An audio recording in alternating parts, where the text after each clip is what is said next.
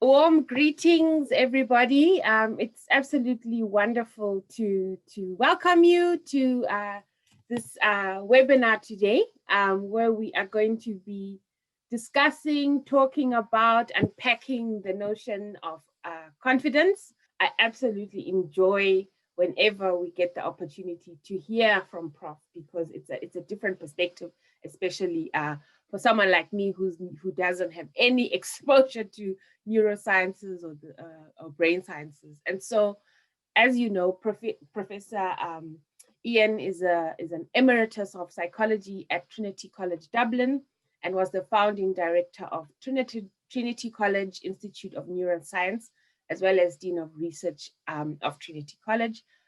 Ian is co-director of the GBHI, which is home to the Atlantic Fellows for Equity in Brain Health program. Prof. Ian, it's wonderful to have you. Handing over the reins to you as we start this masterclass. Enjoy, everyone. Anya, thank you so much for that generous introduction. It's a pleasure to work with you again.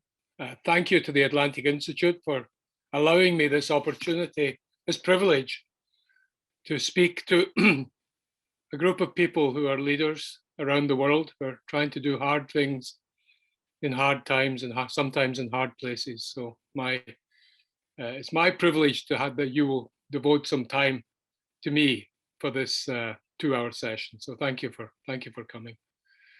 I'd like to start by asking you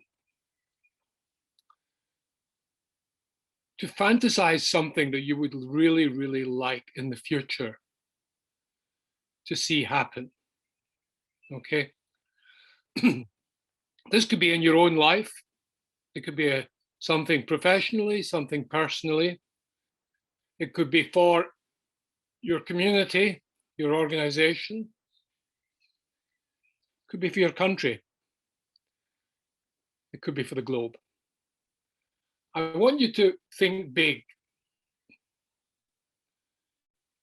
and just have a kind of, wow, wouldn't that be great if? And I'll be coming back to that in the second half of the session. Okay, just take a moment to think what that might be.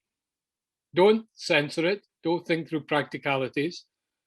Just think, wow, wouldn't that be great if?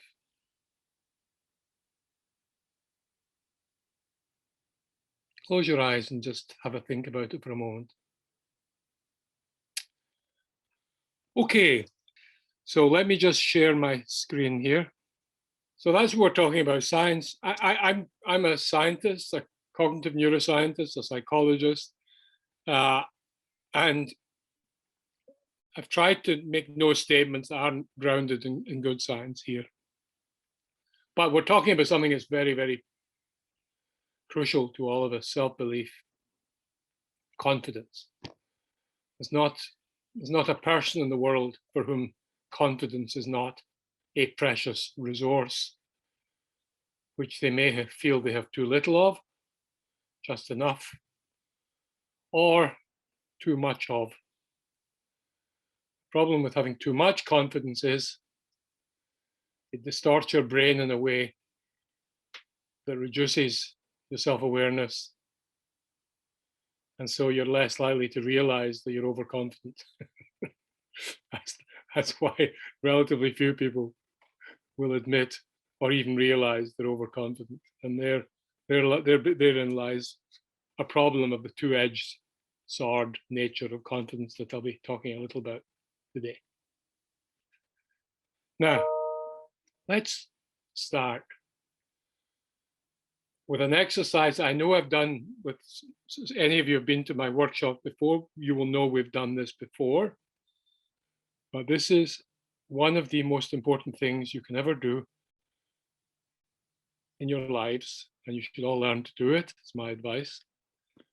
So I'd like you to close your eyes, and I want you to breathe in slowly to the count of 4 and out to the count of 6. Breathe in to 4 and out to 6.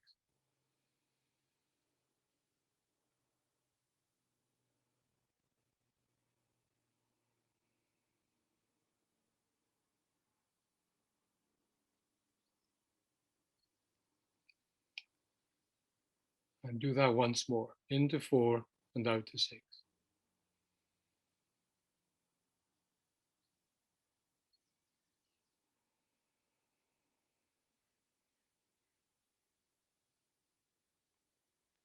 We'll do it 1/3 time. Breathe into 4 and out to 6.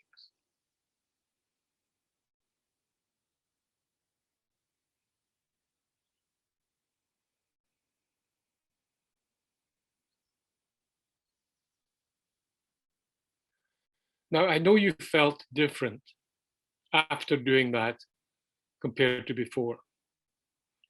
And the reason you felt different was because of this little tiny part of your brain called the locus ceruleus. Now, the locus ceruleus is the only source of a neurotransmitter, a chemical messenger in your brain called noradrenaline. You've all heard of adrenaline in our bodies when we're revved up. Produce a lot of adrenaline when we're frightened or excited or challenged. Well, noradrenaline is the brain's equivalent. It's our wake up, challenge, stress part of the fight or flight system of our brain. And this little red spot here in this MRI scan is the only source of noradrenaline in the brain. So when you're stressed or pressured or anxious or worrying,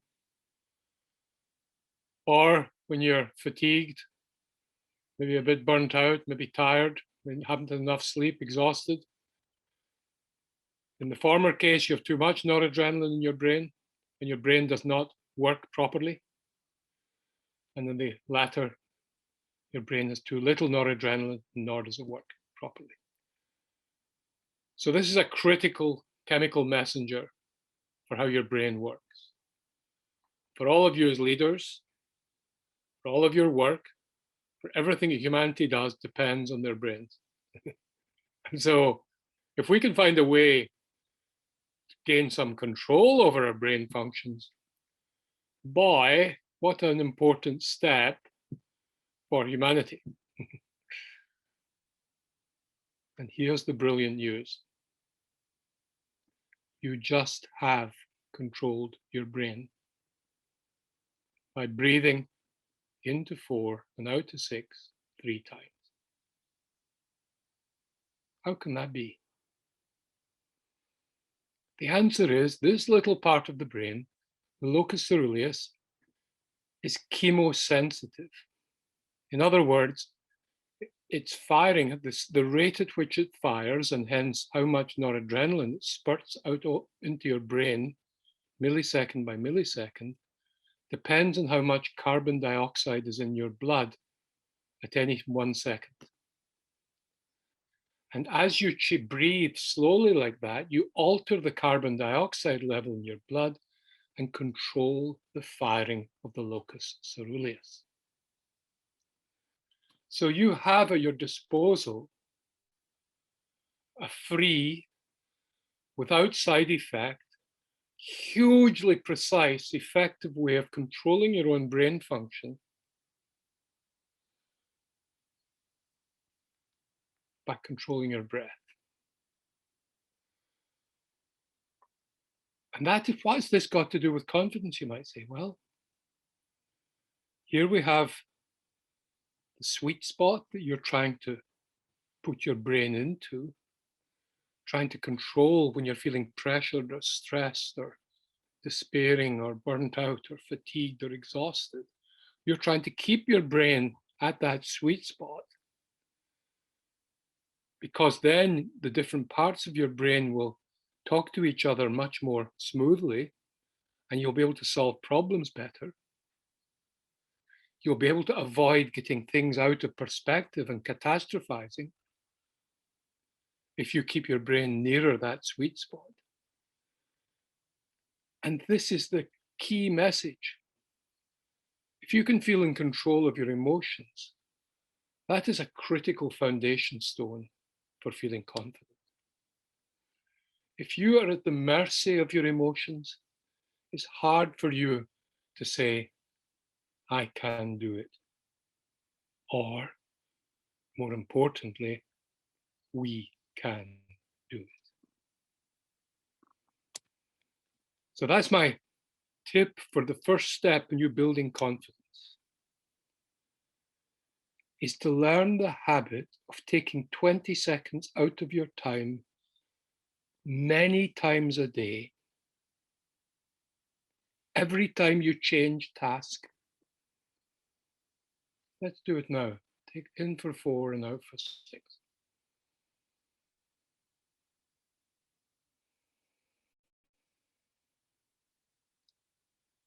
You can do it in a difficult meeting.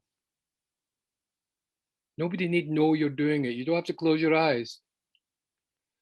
Someone's making you very angry. Someone's just humiliated you. Someone is frustrating you. Just breathe in for 4 and out for 6. Do that a couple of times. You push your brain nearer its sweet spot. And when you do that, your brain is better able to control its emotion centers.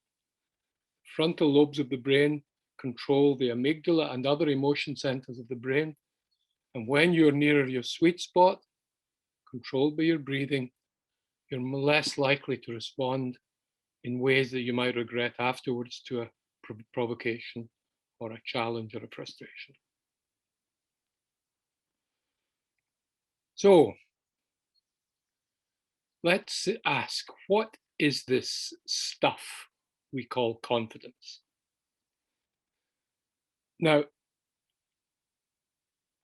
forgive me for using this, what might seem like a cliched example, and one from the privileged, most developed part of the world, but it is an amazing example. So John F. Kennedy, in response to a crisis in confidence in America about Soviets getting into space first, there was a crisis in confidence about America's dominance in the world and technological dominance.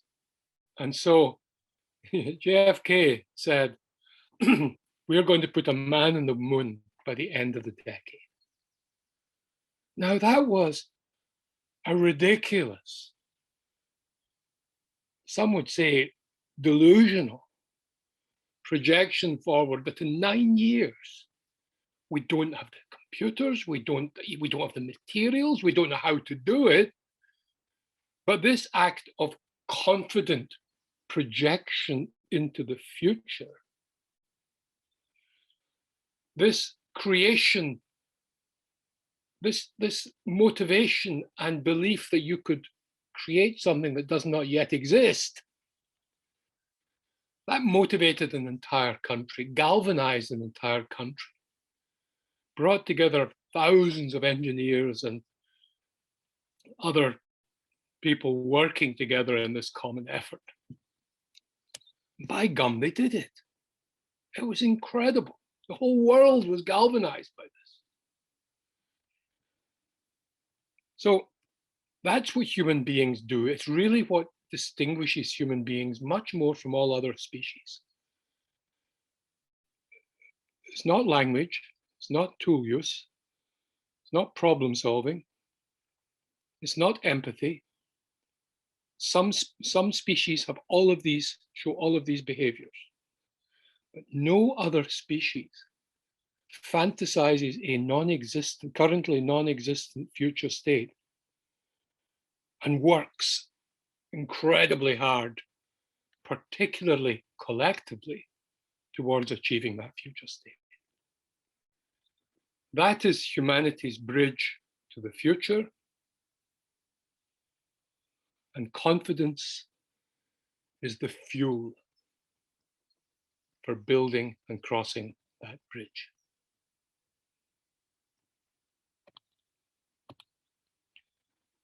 Confidence is not optimism.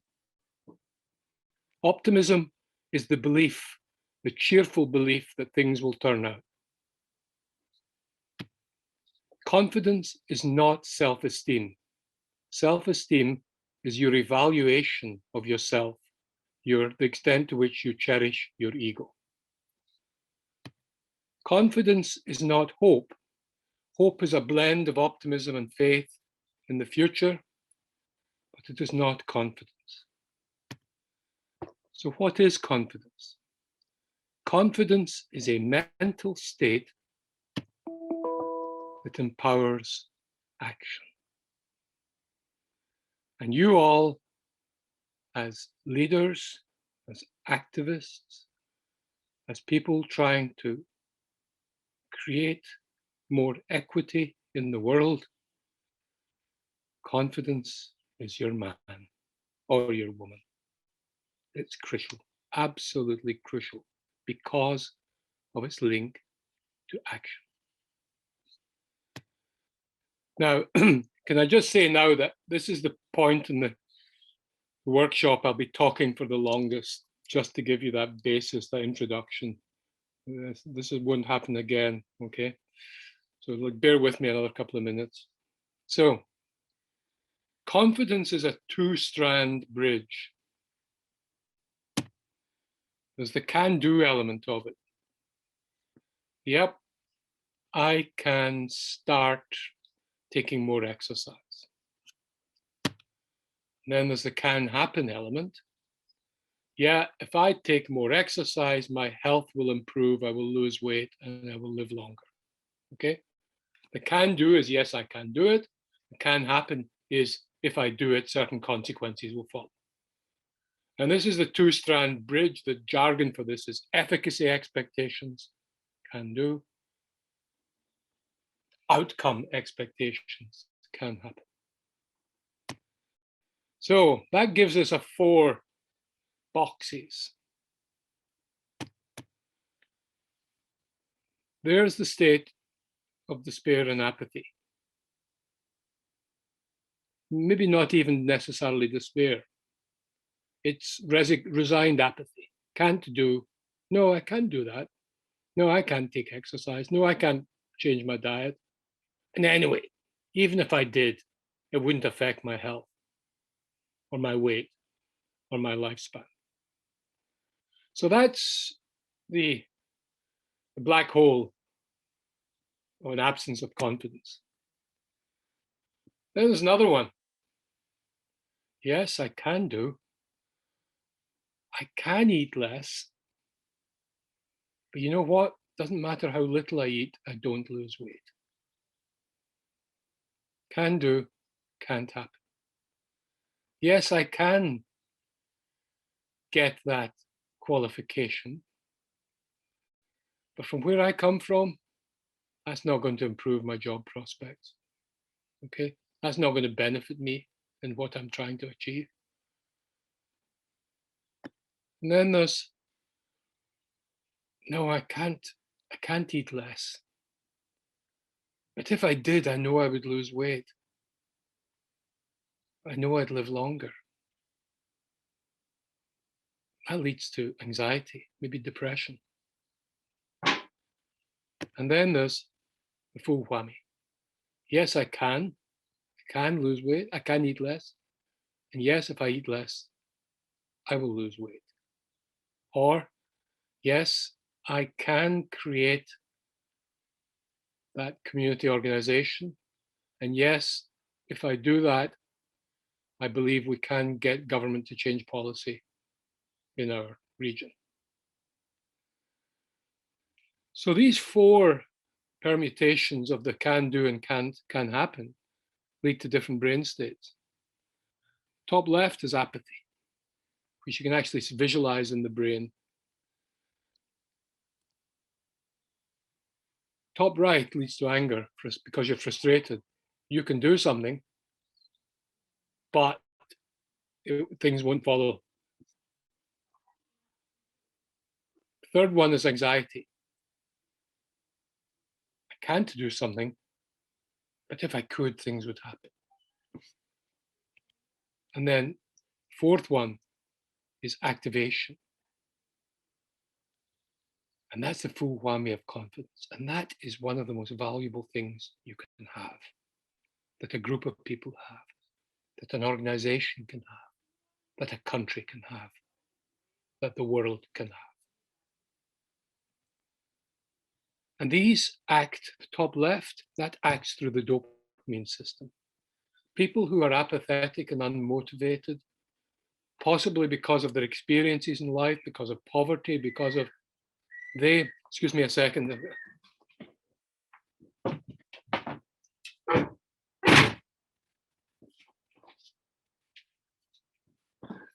I got 1.5-year-old grandson shrieking downstairs. Sorry about that.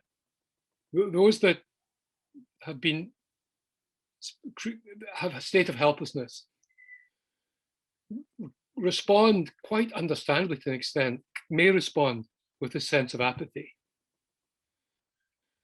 which actually changes their brain, reduces dopamine levels in the brain's feel-good reward network, and makes it harder for them to do things because of a change in their brain state resulting from their confidence mindset.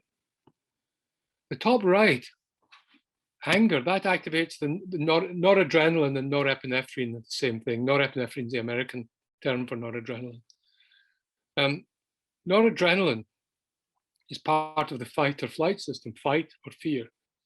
And anger, noradrenaline activates us if we feel angry because we feel frustrated. Remember your sweet spot. Anger can push you over the right-hand side of the noradrenaline curve and interfere with your brain function and make it difficult to think clearly and therefore to take confident action. Bottom left, that also fight or flight. That's the norepinephrine, noradrenaline system. Too much of that can handicap your ability to take action. And then you have the full whammy. You have the can do. Yes, I can do it. Yes, it can happen. That changes your brain in a very positive way. It activates the dopamine system in your reward network deep in the middle of the brain. That is a natural antidepressant and a natural anti-anxiety drug and a natural motivator. Wow, what a pharmaceutical. So in this short time, you've learned 2 ways that you can control the chemistry of your own brain. One, the noradrenaline, norepinephrine system by breathing, but also by your mindset, as you see here. And the other, the dopamine system, again, by your mindset about confidence. And I'll be talking later about confidence's intimate link with action. Successfully achieved action is the biggest source of an increase in dopamine and therefore an increase in confidence. So every cell in your body, every neuron in your brain is influenced by confidence. Okay, now, fortunately, my talking days for the next few minutes are going to be curtailed, and I'm going to just give you a little exercise to do. But first of all, bear with me. I just want to show you the dopamine system in the reward network. This is with PET scanning, positron emission tomography, in 3 people, 34, 50, and 73. And you see it becomes less bright from left to right. That's lower levels of activation of the brain's feel-good network. That means people are less motivated, less likely to take initiative, slightly lower mood, and more likely to be slightly anxious as a result of that. And you might think, well, that's just aging. That's what age does to your brain. No. To some extent, yes, but actually that's part of confidence being sapped by the internalizing of a stereotype of being old, which can demotivate you and change your brain. Let me show you this. This is, I think, the only graph I'll show you today. Up the left side is people's assessment of where they stand in social status. Where do you rank yourself from 0 to 100 in terms of your social rank? People can do this very readily. And along the bottom is the richness of your dopamine receptors in your brain's reward network.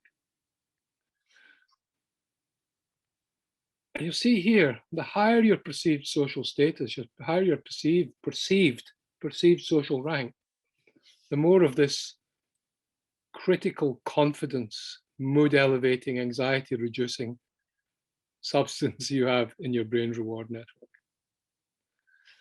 That is not biology. That is inequity, perceived inequity. Or at least perceived rank. It doesn't, I mean, inequity is very interesting in this respect.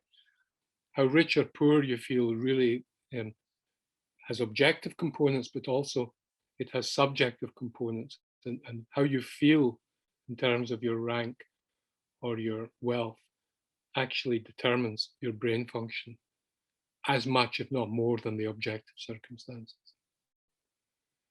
So this is really important. What it means is if you feel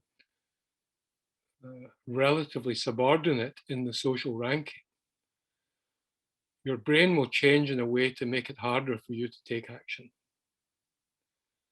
to confidently change how things are. That's a startling fact that all of you as leaders, I'm sure many of you know this through experience or intuitively or observation. So, exercise, finally. Ask yourself, what uniform, mental uniform, do you wear that shapes your confidence, either positively or negatively? Now, let me just tell you, I am on the older half of the human spectrum, so that is something I have to be so aware of, because that subtracts from my confidence, particularly in a youth-dominated cultures of the West. So that's a negative in mine. I'm male, that gives me a huge advantage to my confidence. I'm white, that gives me a huge colonial heritage advantage for all that's going on. Huge advantage to my confidence. Class, I am now a privileged middle class person. I started off working class and was really socially mobile through my life in a very fortunate way, because I was brought up in the UK, which is a very enlightened system that allowed social mobility. That is closed off in many Western countries, including America and Britain now, as a result of neoliberal economic policies that have prevailed since Reagan. Physical appearance. You know, I'm privileged to be relatively tall. If I was shorter, that would put me at a disadvantage, reduce my chances of getting certain jobs. My job, I'm a professor in an esteemed university. I mean, that's a huge uniform that embeds in my brain. So I'm really hyper privileged in terms of confidence, except in one domain, age. So what I'd like you to do is just do a kind of mental audit of the uniforms that you may that may be affecting your confidence and your motivation, the uniforms, how they work out in your brain. So I'd like you to just think about that just a little bit. Okay, so we'll just for about a minute. Okay.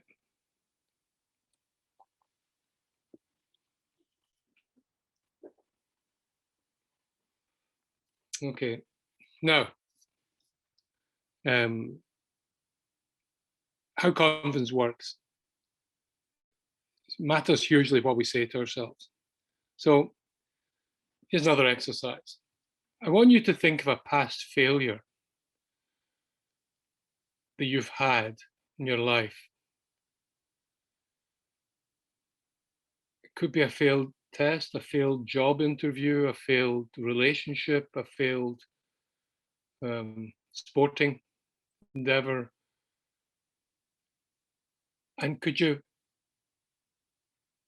think to yourself, try and get yourself back into what it felt like to fail, but particularly try and capture some of the words and phrases you said to yourself after that failure.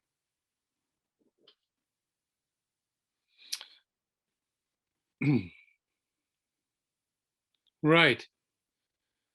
Now, let me just finish off this session by telling you a little story about failure and response to failure. So this, and forgive the, I'm not a golfer, but this is a great example. So this is Irish golfer Padraig Harrington on the right here, and that's his caddy Ronan Flood. This is 2008, and there's a big huge golf tournament called the British Open, which happens this year. This year it was in Carnoustie. That year it was in Carnoustie, Scotland. And the winning what's called the Claret Jug, the winning that prize of the Open is a huge thing in golf internationally. To win that, and Padraig Harrington was on the cusp of winning the this. He'd been in the sweet spot the whole time of the final match, hitting the ball beautifully. And then he says, just at the very cusp of victory, he said somewhere at the top of his swing, as he drove off, something happened in his mind. He doesn't know what it was. And he hit the ball into this river. Okay. Now that wasn't the end. He walked up, took a penalty shot. He was still in the running. Unbelievably, he hit it in again. I mean, this was ridiculous that you should do this, because it was such a badly fluffed shot. What happened? And then, so he describes, and this is, you can watch the YouTube video of him saying this. He describes what went on in his mind, his reaction to this failure. And he was thinking about humiliation, about how stupid he looks. He was thinking about how this claret jug that he had a few moments ago been visualizing, receiving, this accolade of his career, that was shattered. So there was all these thoughts. But then, as they walked a long walk up, take the next shot. And you see Harrington's face, you'll see there's a kind of expression of rueful irritation and self. He's beating himself up. He's also really annoyed with this guy, Ronan Flood. And why is he really annoyed with him? He said later, if he'd had a club in his hand, he would have hit him with it.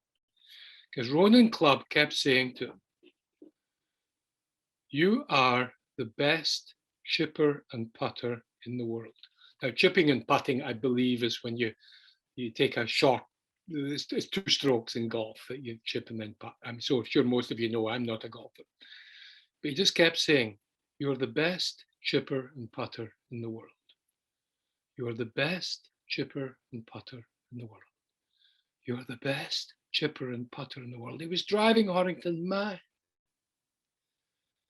But by the time they came to when he had to do the chip and the putt, he did them sweetly and beautifully. Got to a playoff and won the Open, in spite of this apparent catastrophic situation. However, that's not the end of the story. So big celebrations, huge international press, huge accolades. And only later, much later that night, did the two of them meet again in the car going to the hotel. And Harrington turned to Flood and said, "Ronan, I owe everything to you for what you did out there," he said. "You know, I didn't believe I had a chance after I hit these two shots." And then he gave a start, and he saw that Ronan Flood was laughing. He said, why are you laughing?" And Flood said, "I didn't believe you had a chance either." In other words, Flood was just saying the words. What he was doing was controlling Harrington's attention, taking all of his thoughts away from the big prize and therefore also away from the big failure. He was focusing Harrington's attention on a limited domain of action and the memories that go with these and the thoughts that go with these. So he was almost hypnotically encapsulating his attention so that all the anxiety-provoking, despair-provoking thoughts were cut out of his consciousness. By that, you're the best chipper and putter in the world. And that tells us an amazingly important thing about confidence, that it depends a huge amount on what we say to ourselves, particularly after failure. I'm going to leave you with that. It's 2 minutes into the break. I'm going to leave you with that. Words control your attention. Attention controls your goal. Your goal is no longer winning the Open. Your goal is now just doing what you're very good at, chipping and putting. Achieving a goal, a small goal, creates a success, changes your brain, which boosts confidence. This is the virtuous cycle of disciplining your attention, using your language, particularly after failure. The mental uniform, just to emphasize, these mental uniforms are not inevitable. These are sometimes unconscious biases that we internalize in our own minds, sometimes to our cost. I mentioned age as a potential, say in Western cultures, age as a potential negative uniform we wear. And I think I've managed to get rid of that uniform, but the same is true of all the rest of them. So that the point was not to say, oh, inevitably, if you're poor or lower down the socioeconomic status, that you cannot be confident. Absolutely not. Quite the reverse is the whole point of this talk. So, so that's the thing about language. Yes, we can. It shapes our confidence, the words we say to ourselves. So think back to that failure experience of your own that you talked about, and the words you said to yourself. And I imagine that some of you, maybe many of you, said words about yourself that were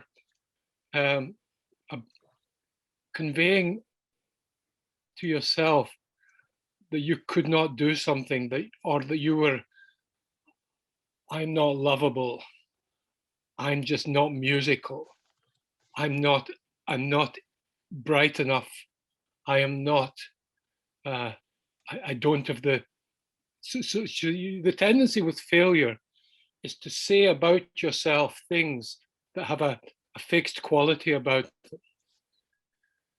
One of the advantages of more collectivist Eastern cultures, and we have several people from Vietnam here, is that the evidence is that in cultures like that, people respond to failure more adaptively because failure is less of a threat to a collective ego than to a highly individualistic ego.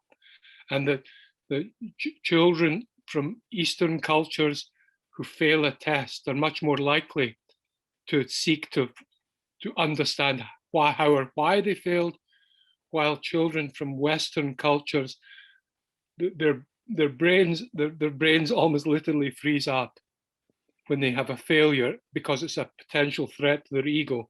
That is if they have a fixed mindset about themselves. I'll come back to that in a moment. So it's very important when you fail to try and monitor the words you say to yourself, and to realize that actually failure can sometimes be the best teacher, and to say things like that, and to challenge things like saying, I'm just no good at that, or people just don't like me, or it's pointless me doing this. these are kind of big words, big statements of huge implications. And if you can discipline your language the way Ronan Flood did for Porrick Harrington, to control your attention, you're less likely to have some of the confidence-sapping negative emotional responses to failure. And just to say here, one of you, and I'm sorry, I'm not quite sure who mentioned this about responding to trauma. It's very hard getting through trauma. Many people do get through it. It can take a lot of time. But one of the greatest sources of confidence is mastering adversity, is getting through tough times.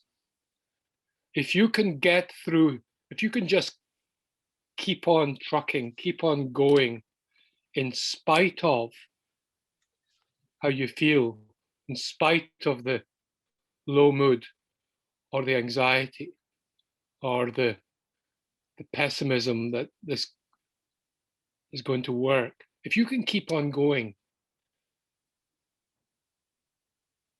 that is, and achieve a goal, even a small goal, that getting through adversity is a huge boost to confidence, and one of the really powerful ones. So I say that to those of you who have experienced trauma, if you can, with the help of others, get through that trauma, that will build resilience and confidence.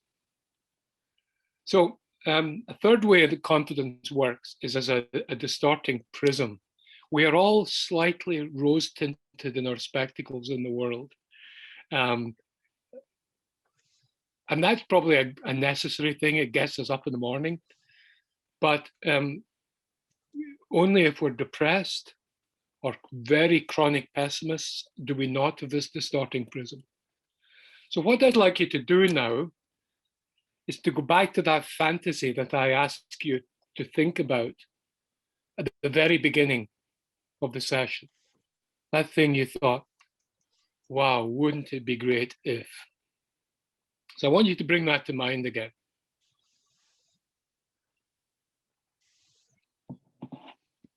Now,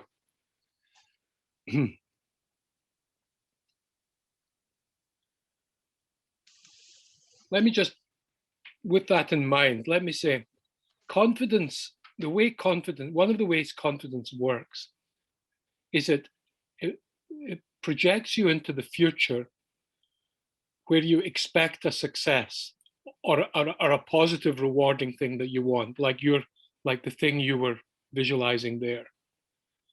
And the way the brain works is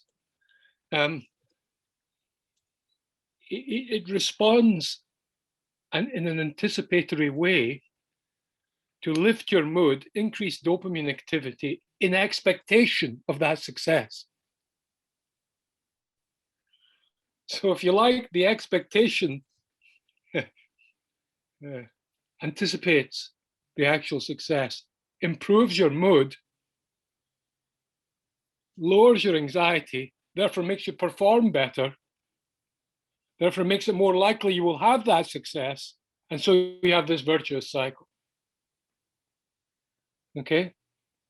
So this is the glorious thing about confidence, is that it's self-fulfilling to some extent. Okay? However, fantasies on their own,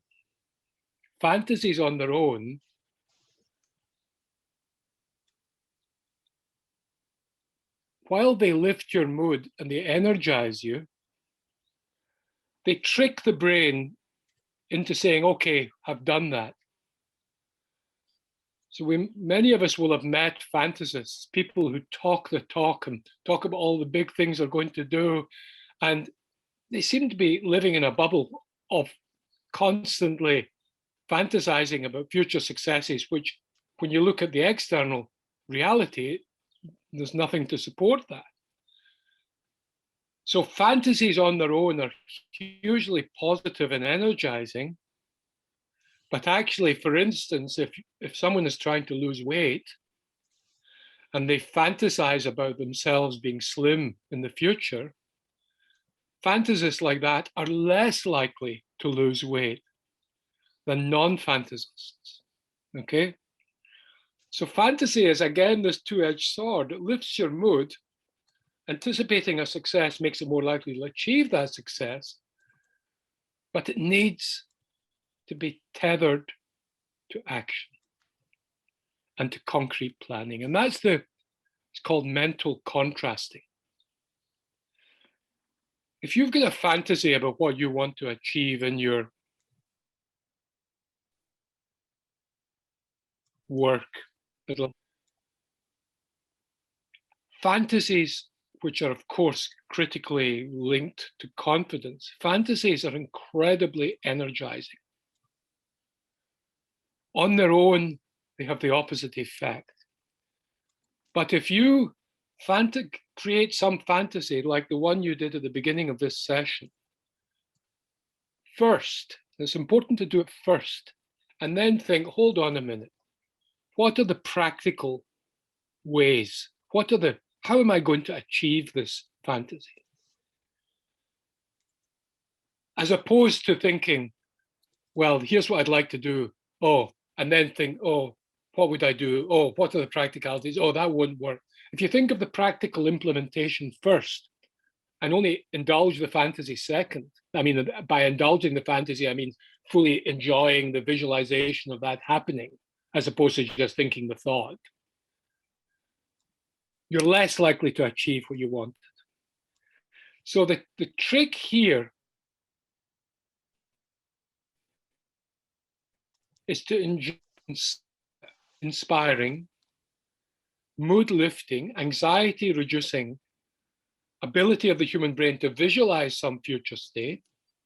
Imagine a world where there was no polio. A group of people imagined that about 10 years ago. It seemed ridiculous, but now we have no wild polio in the world. That was a fantasy.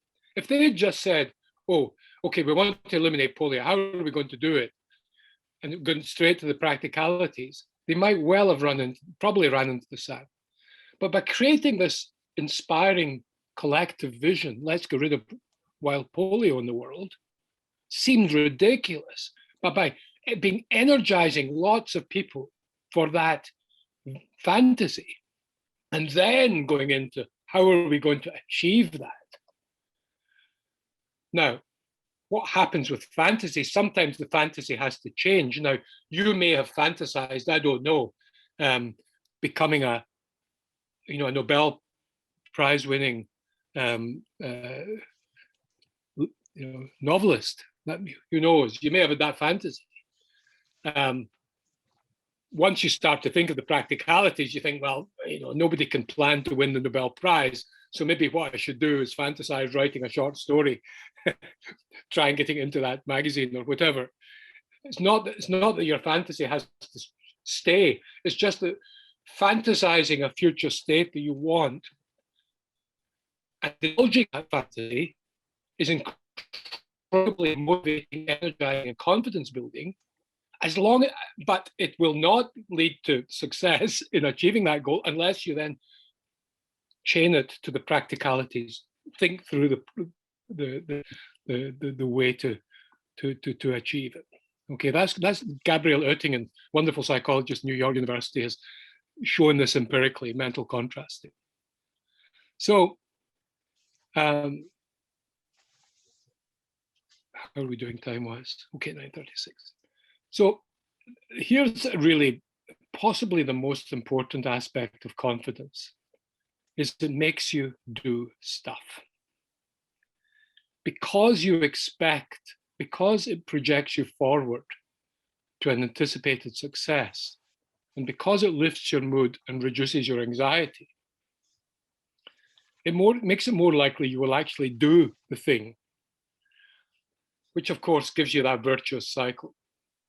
It also, Rumi, the great Afghanistani Persian poet, said, the road only appears with the first step. Sometimes you just have to take that step forward without any guarantee of what will happen. But having the confidence to take that step forward means you're now in a different place with different perspectives. You see things that might not have been visible a step back. You meet people who you might not have met had you not taken the step forward. And the thing about going back to anxiety, a study across 40 countries of the world has shown that people who are prone to chronic anxiety, well, the unpleasant name for it is people high in neuroticism, on average do less stuff of any kind. They do less stuff, whether it's socially, whether it's work-wise. Why? Because anxiety makes you tend to avoid. Anxiety is anticipating bad things happening. So there's a natural tendency to retreat and not to advance in anticipation of a goal. So confidence and anxiety are enemies in the brain. And action, taking action and getting the mood-enhancing effects of action successfully achieved is one of the most important ways of building confidence. So, an exercise here. I want you to think of a problem or issue that you're indecisive about. For example, should I change job? Should I change career? Should I change a significant relationship or something else? Okay, something where you haven't yet selected a particular goal. So just take a minute to close your eyes and think about that.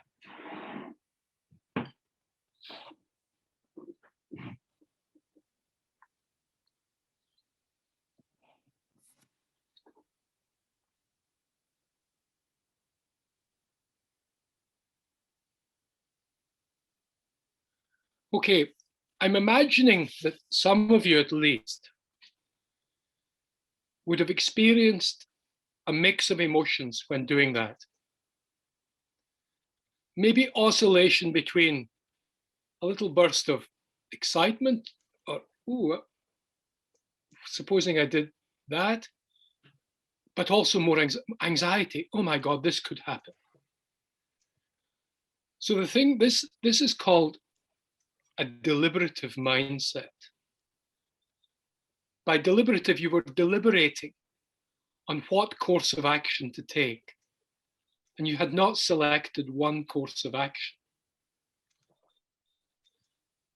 And that, in that state of mind, the deliberative mindset, your attention opens up.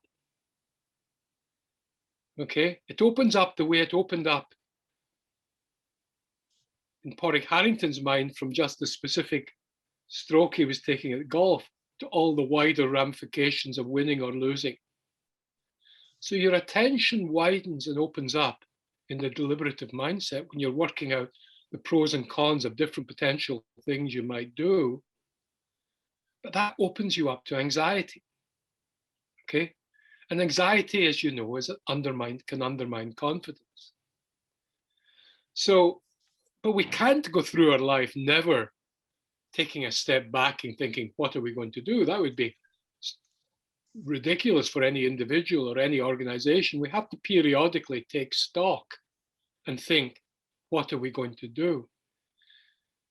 But some people, and maybe some organizations, get stuck in a deliberative mindset too often and for too long.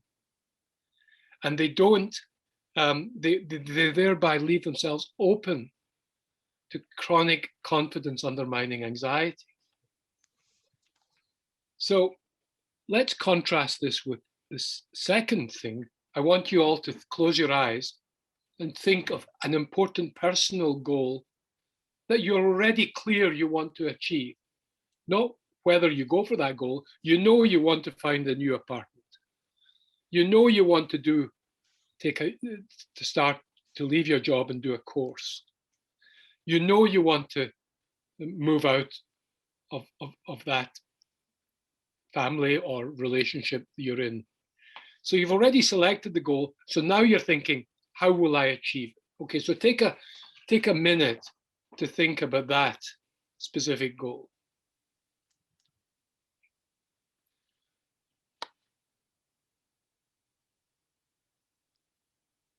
So that feels very different, doesn't it? Because you're now, this is the equivalent of Porrick Harrington just thinking about the chipping and putting. You're not having to cycle through the pros and cons. Your attention has narrowed to the problem solving and the if-thens of achieving a how am I going to do this? And the thing about this is called the implementation mindset. The previous one was deliberation, and this one is implementation.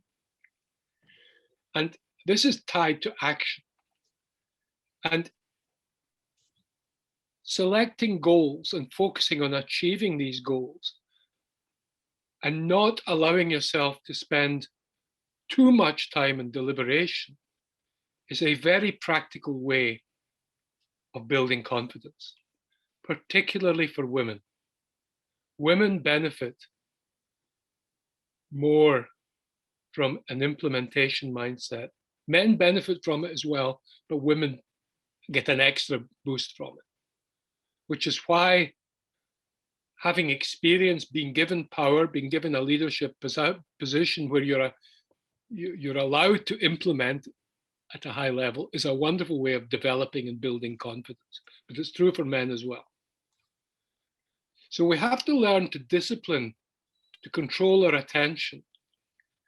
From time to time, for sure, we have to deliberate on the goal. But we have to learn to control our attention, to focus on a particular course of action and the obstacles and solutions you have to deliver on that, which is exactly what Porrick Harrington did, what Ronan Flood did for Porrick Harrington by getting him to just focus on the chip and putt, chip and putt, chip and putt.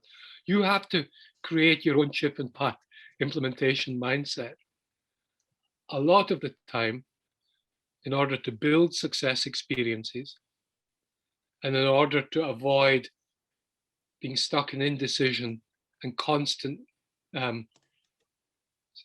wavering between the pros and cons of different courses of action. Because if you, in the deliberative mindset, the risk is that your anxiety means that you expect, because you're not committed to a particular course of action, your brain encodes potential failure rather than potential success. That decreases your dopamine activity, that reduces your mood, increases your anxiety, and that makes you perform worse. You perform worse, and that makes you withdraw and do less stuff. And that compounds your low confidence. And that is the vicious cycle of low confidence. So deliberative, I'll just let you read these three things. I won't say them.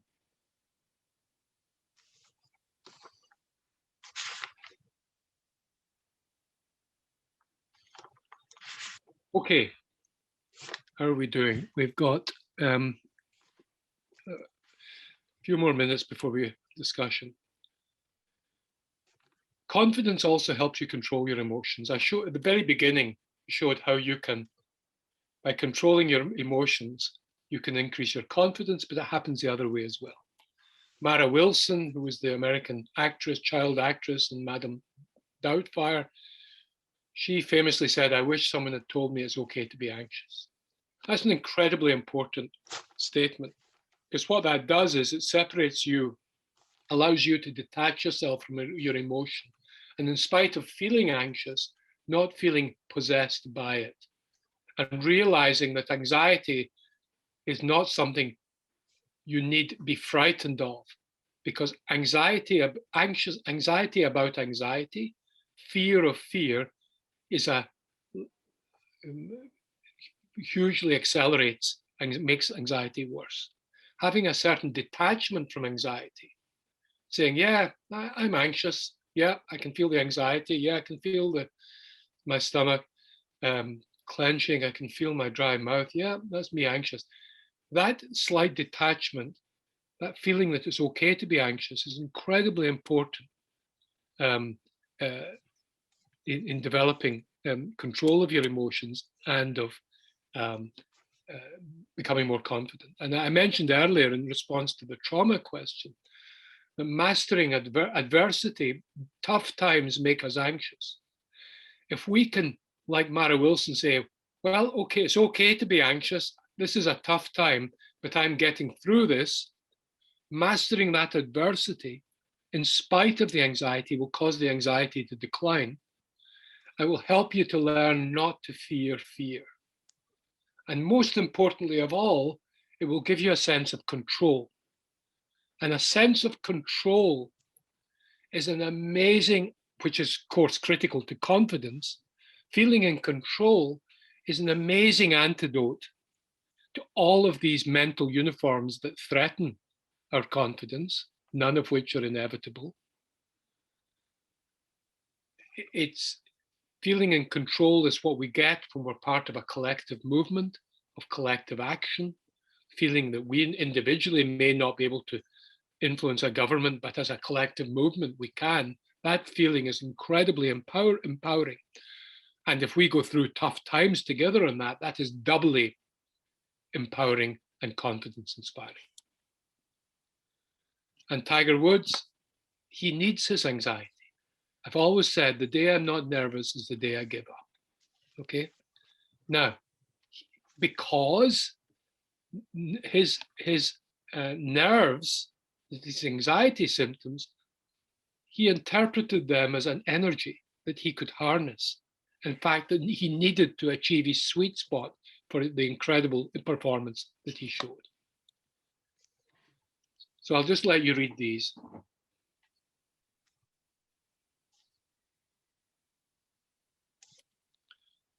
Okay, nearly there. I mentioned fixed theories about yourself earlier on, but just think of, just ask yourself these questions.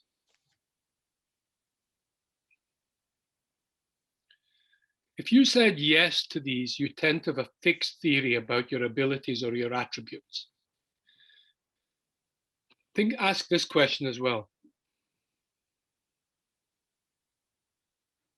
It turns out that your parents' attitudes to failure is a major determinant of whether you have a fixed or a change theory of your abilities or attributes. And so if your parents, if you learned that you, for instance, that you were very clever at school, people told you, oh, you have a very high IQ, or you're very clever. That tends to foster a fixed mindset in you of that your ability, your intellectual ability, is a thing that you've been endowed with that you don't have control over. And then and I've seen this many times. I used to live in Cambridge, used to see this all the time.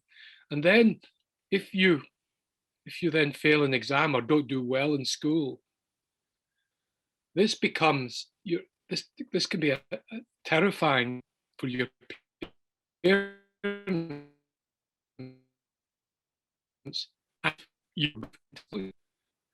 And this can cause terrible problems for people. Rather than being an opportunity to learn, becomes a huge threat to the ego.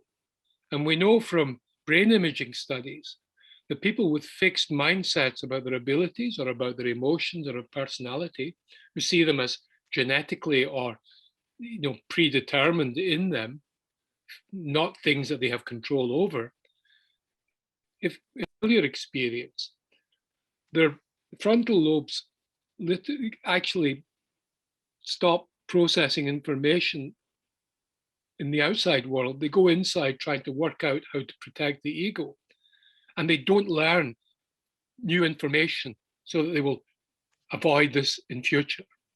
So a fixed mindset about your emotions or about your intellect or about your personality, if you believe that to be fixed, and there is no human brain in the world that is fixed, because the brains are so what we call neuroplastic, physically changed by the experiences we have. But that false belief can confidence make your being able to embrace failure. You can learn from it, but also there's the emotional benefits of getting through failure and that sense of accomplishment that comes from mastering adversity. I'll just let you read these things. I've only got 2 more minutes to go.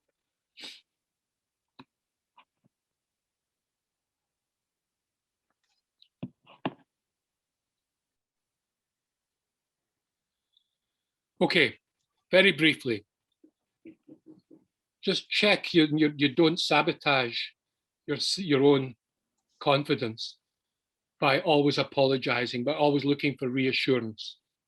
This can make you feel less anxious in the short term, but in the long term, it can undermine your confidence in yourself and can undermine other people's confidence in themselves. So ask yourself, do you do these things, for example? Bite your tongue if you do these too much, okay? Bite your tongue. Now, reassurance can be a trap. I'll just let you read these.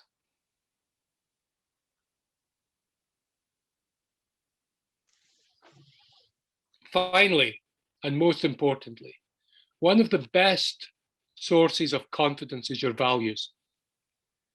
If you feel humiliated or denigrated, there's a tendency for you to try and protect your ego. Your emotional robustness in the face of that will be reduced, and we can see this in actual brain activity. I'm not going to go into this in any detail now. If you spend a couple of minutes writing down your values, what your basic values are as a person, if you affirm your values, it offers the most incredible protection against being defensive and threatened and emotionally disturbed by the criticism of other people or negative or other negative things. Affirm your core values. This will build your confidence. Okay, that's me finished. Thank you very much indeed. We have come to the end of this fantastic sort of masterclass on building confidence. I want to thank Prof. Ian for his time and the GBHI for partnering and for us for coming together for us to deliver and have this conversation. It's been really wonderful and insightful, and I hope we continue to have many throughout the year.